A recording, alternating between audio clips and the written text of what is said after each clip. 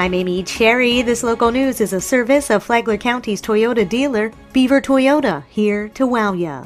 A potentially life-threatening situation was averted on the water over the holiday weekend following a safety plan implemented by the Flagler County Sheriff's Office. John Arking reports. The boating accident happened Sunday, a mile north of Bing's Landing, where the operator of a wave runner attempted to avoid heavy boating traffic and subsequently struck a sandbar, throwing him off the wave runner. The Flagler County Sheriff's Office Marine Unit responded and transported the operator to Bing's Landing, where he was then taken to the hospital by Flagler County Fire Rescue. It was just one of the units that were out in force through the weekend, according to Brittany Kershaw, Public Affairs Manager for the Flagler County Sheriff's Office. The patrol units focused on seatbelt speed and aggressive driving enforcement, and the marine and beach units were out on the beaches and also in the ocean and in the canals, just making sure that everyone was safe and that nobody was, drinking and boating or anything like that. FPSO responded to 1,374 calls for service over the holiday weekend, and they had 5 DUI arrests and 22 vehicle crashes.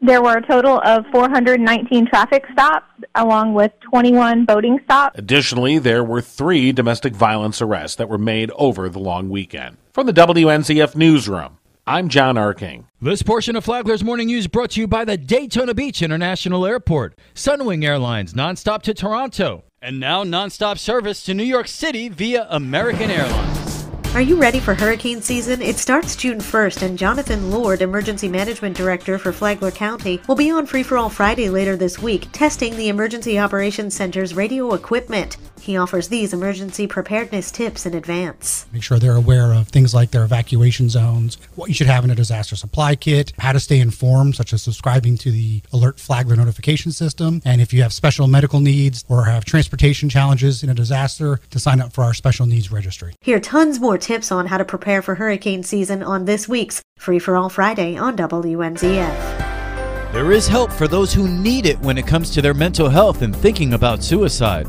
Mayor Melissa Holland said the help comes from a collaboration of entities in Flagler County. The county does actually provide a match, a substantial match, to Stuart Marchman Act Center that has helped keep those doors open for many years. I like the education component, and I also like the collaborative effort from Flagler Cares. Holland said there is potential to write a plan that moves services forward so that those who need help can get it. Tomorrow, a county commissioner weighs in on getting the word out about suicide prevention. From the WNZF Newsroom, I'm Deb Albertson. Veterans will be honored next month as part of Flag Day. It's happening June 14th in a pinning ceremony at 10 a.m. at the Flagler Beach Fire Department. Veterans who'd like to attend are asked to send their names and military branch to Larry Wolf with the department by tomorrow. Call him at 717-377-3510.